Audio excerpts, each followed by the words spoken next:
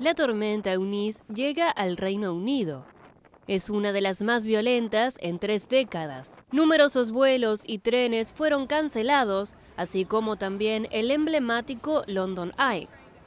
El sur de Inglaterra registró vientos récord de hasta 195 kilómetros por hora, mientras en las costas la tormenta levantaba un violento oleaje y las calles de Londres estaban casi desiertas. Las autoridades advirtieron del riesgo de graves inundaciones y riesgo particularmente alto de accidentes en las autopistas.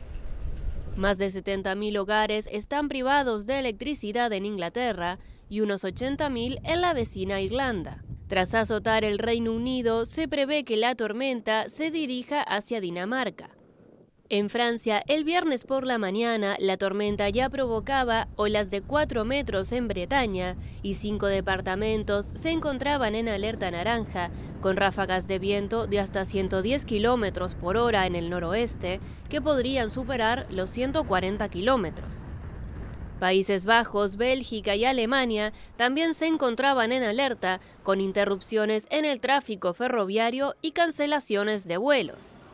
Europa se vio afectada por otras fuertes tormentas en los últimos días, como Dudley, que el jueves mató a 5 personas en Polonia y Alemania.